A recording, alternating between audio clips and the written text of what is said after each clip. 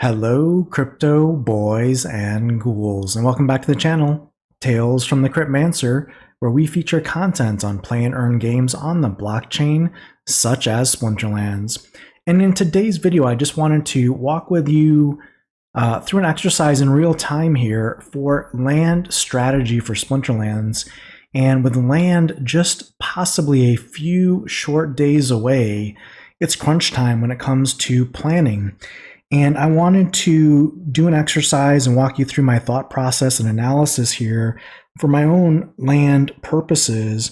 And shout out to Virus, because Virus had kind of mentioned this in a live stream I did recently on Twitch. And he had asked me the question of, am I planning on deploying any of my untamed cards onto land? And my comment during the stream was I had not planned to do that at the time because, I was probably going to use those cards in Wild with the goal that, I would keep my rank and champion in Wild with the release of the Rebellion set and the changing of the guard there. Now, if you recall correctly, earlier this year when land was originally supposed to come out, like in the June-July timeframe, that's when my land spreadsheet started, and that's when I started planning for land deployment of my cards. So my strategy back in June and July, when Rebellion wasn't a thing, was to keep my Untamed Dice and Chaos Legion and Riftwatcher cards in my main fighting deck for ranked battles and move everything else to land.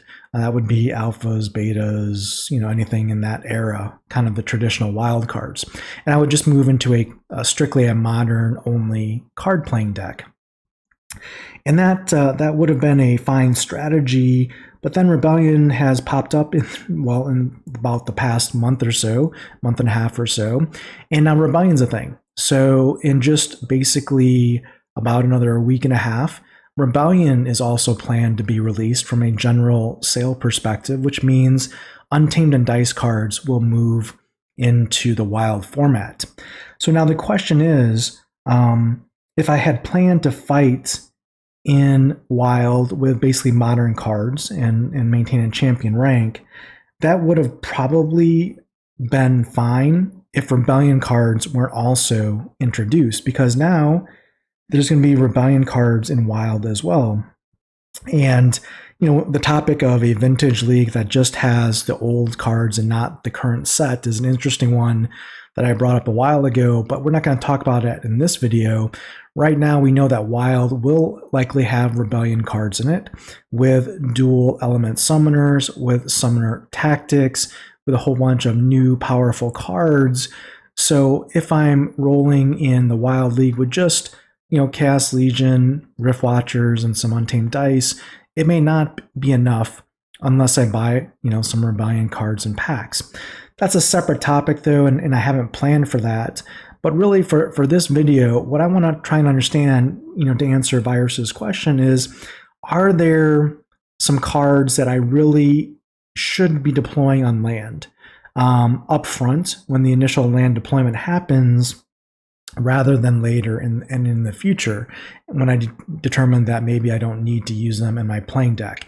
It's better to have that discussion and analysis now before land is deployed, because once you deploy land, moving stuff around and changing cards out and optimizing your land plots is, not an ideal process, because it's going to cause card cooldowns, it's going to cause inefficiencies in your land production where you have to wait 24 hours to change land workers or to be able to change basically if you want to switch between grain or SPS harvesting.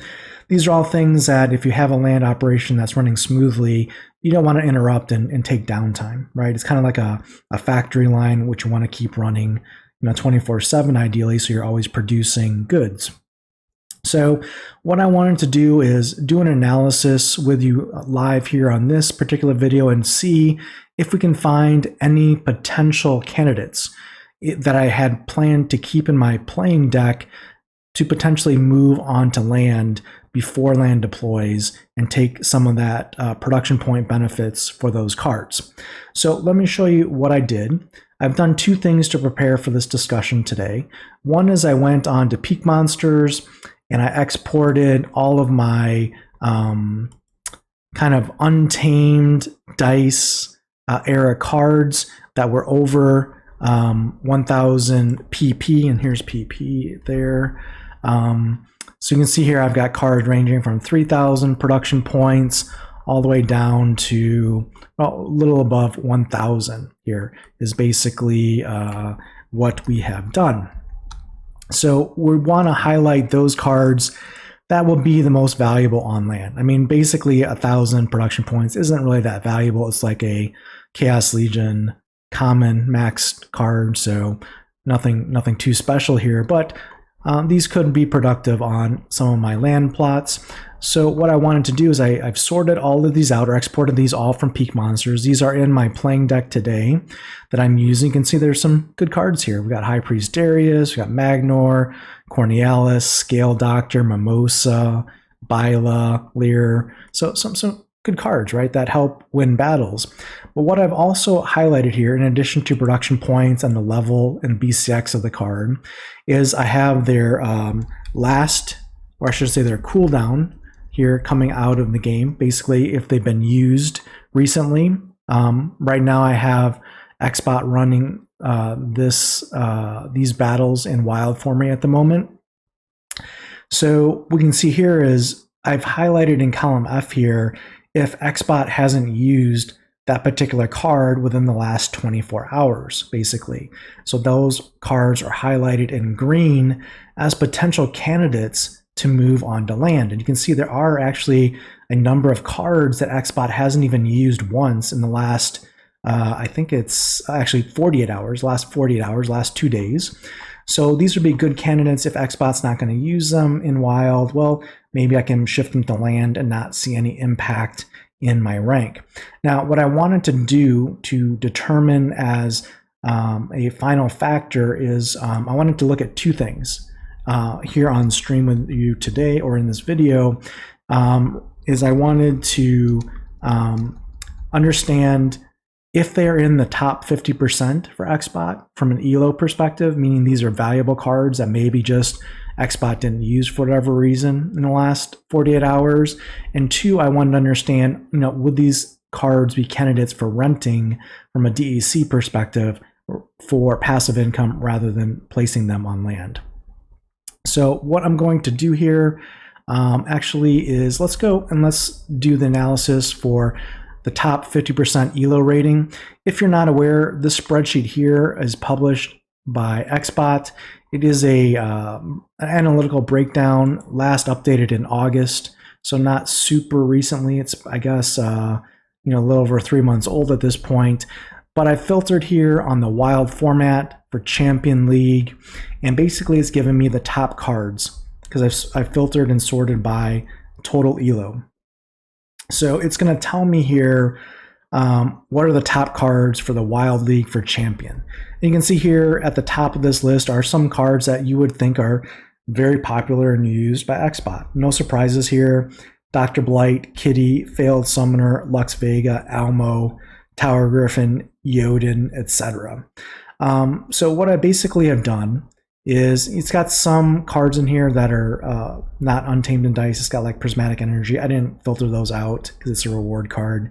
I just left it in there. But basically what I did is I took basically an analysis here. There's actually 480, I think 468 total cards that are rated here in the filter here, which is untamed, dice, promo, and reward.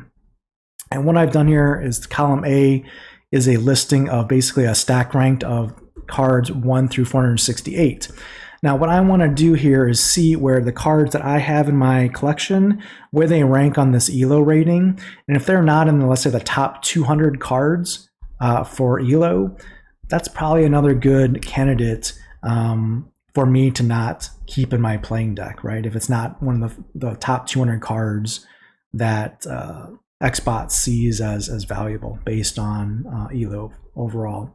So let's go through and do the analysis with you live here. We'll walk through it, and what I'm going to do temporarily is I'm just going to hide these columns just so I can make it a little bit easier for me to filter here. Let's do a view freeze. There we go. So actually I want to view freeze on column A, sorry. There.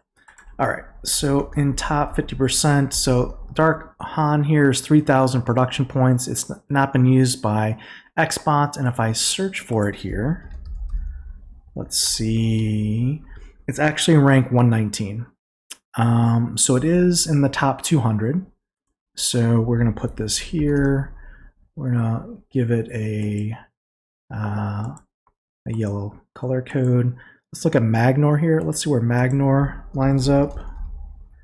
It's 151, so it's also in the top 200.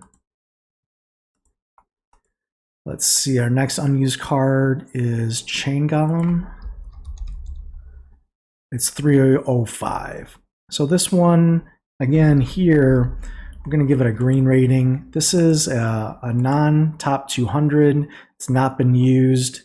So it's probably a good candidate for land or potentially for rental, depending on what the rental DEC price is. Let's take a look at Mimosa here. Where's Mimosa? She's 138, so she is in the top 200. And let's see, Ancient Lich. Let's take a look at where this is.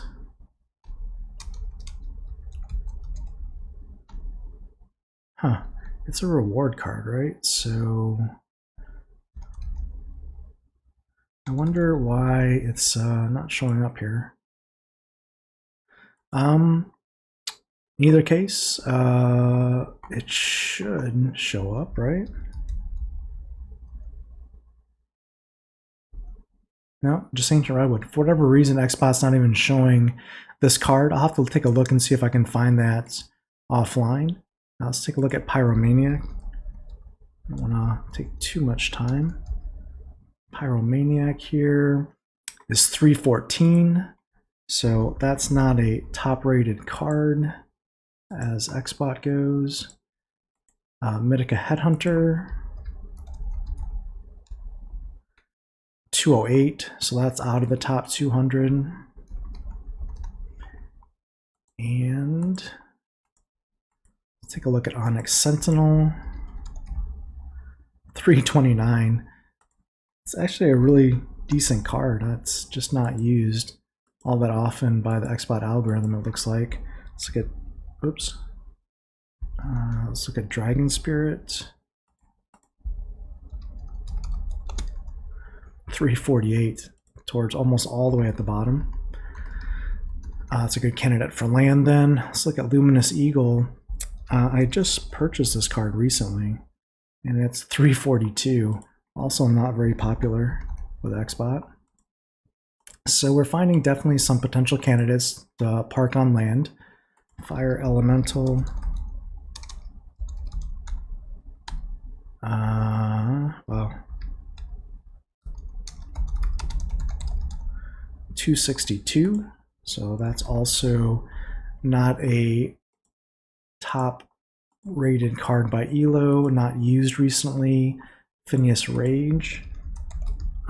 Phineas Rage is not a popular card as it pertains to Xbot. 433, kind of surprising. I actually use Phineas Rage quite a bit for fire. Maybe that's a problem with my strategy, I don't know. But he's poorly rated by Xbot, right? He's actually below Quid Yuff. So, I mean, we don't really see Quid played that often. Take a look at Brighton here.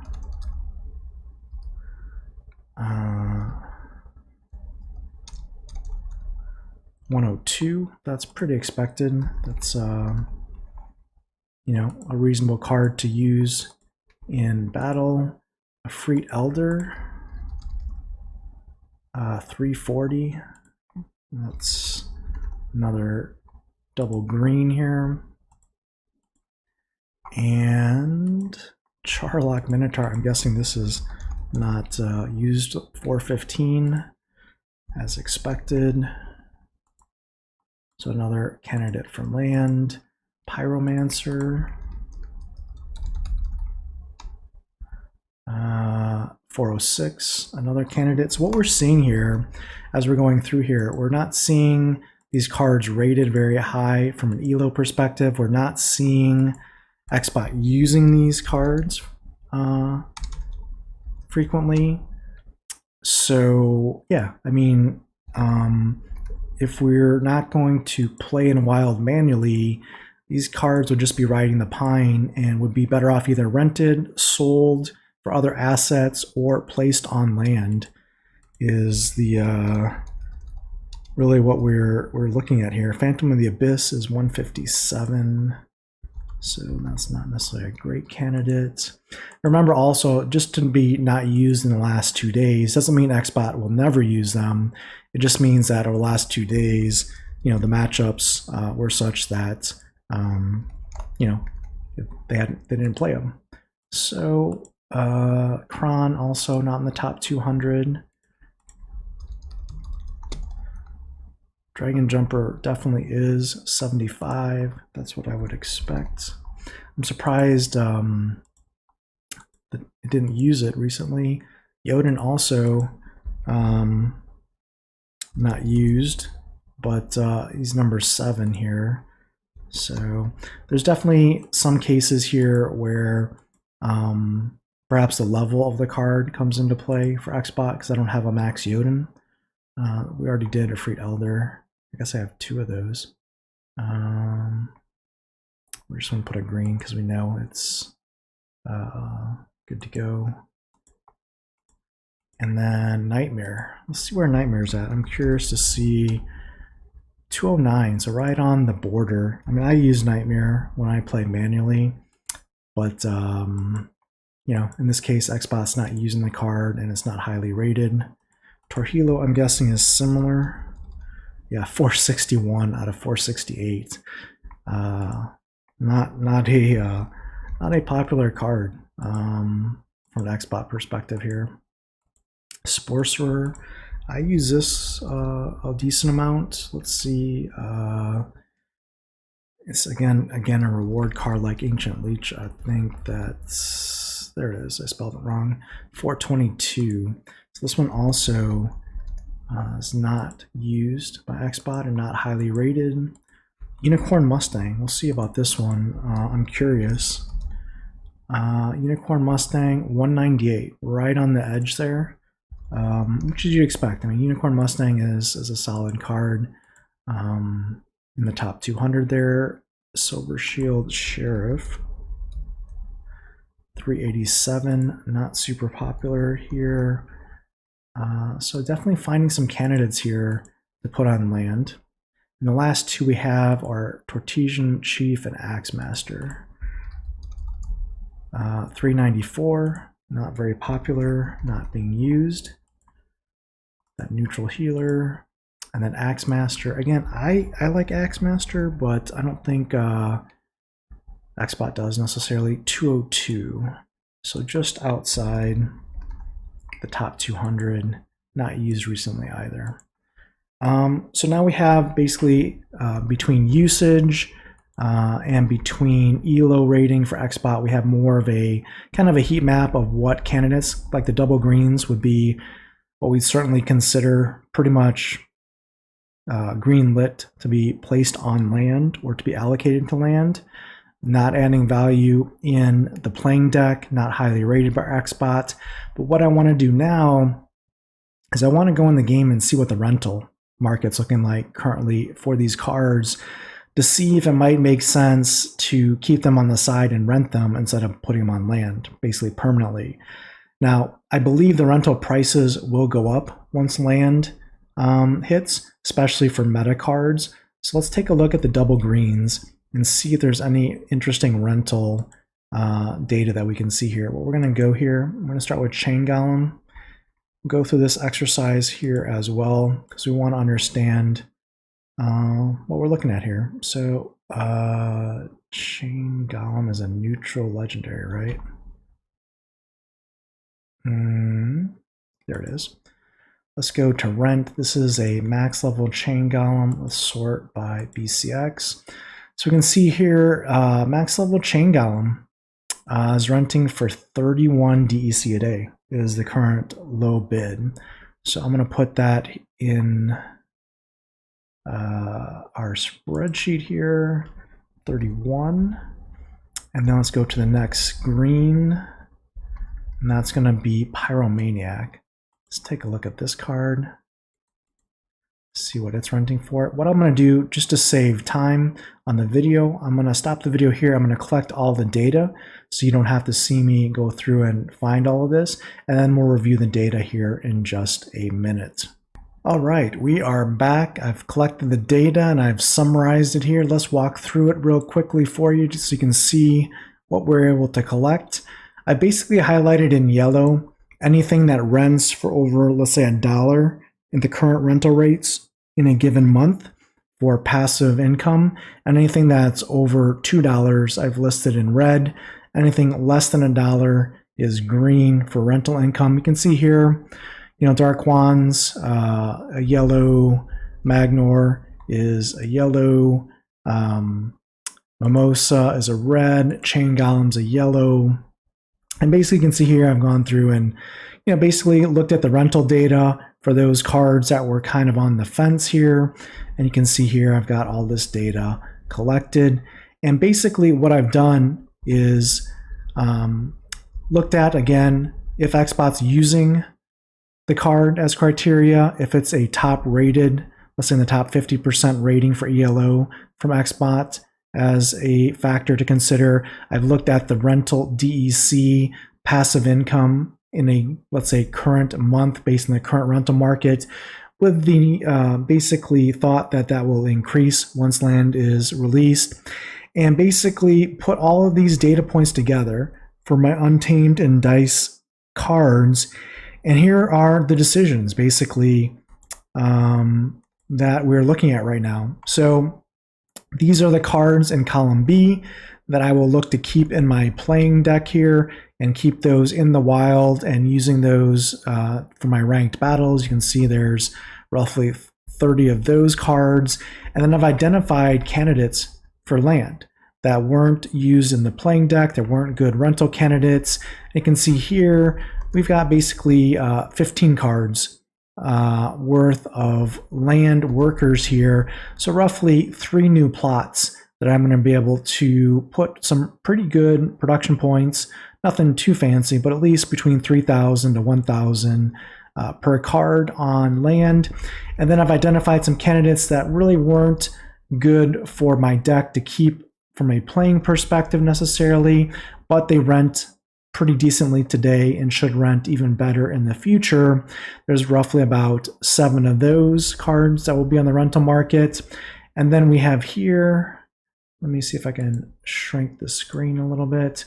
We can see here, I've got basically about 7 more cards that I'm going to monitor over the next day or two to see if Xbot picks it up and uses them. These are cards that either weren't used but had a high ELO and then also had corresponding high rental prices. So based on what I see over the next day or two, I'll make a decision there if I want to keep those in my playing deck or rent those out, but they probably will not go on land. So basically, that's the analysis. That's kind of the exercise we just walked through here on this video. Hopefully it's beneficial or maybe at least educational for you. Maybe it's something that if you have cards Untamed or Dice that you'd want to go through a similar exercise in your collection to see if that's something you want to do. Again, this is my specific scenario. It may not be applicable to many of the viewers, and that's okay. At least you can see how I look at the data, how I'm looking to optimize either my rental income, my land earnings potentially, or my earnings through ranked battles from earning SPS and Soulbound reward cards. At the end of the day, Splinterlands is a game where because you own the assets and because you can earn assets in the game, you want to make sure you're optimally using those pretty much at all times. And with this being a major decision point coming up, I thought I'd walk you through my thought process, the data that I collect, and kind of the analysis that I've gone through here with you in real time on this video. So hopefully that's helpful. Let me know, leave your comments in the video description below. And until next time, keep stacking those stats.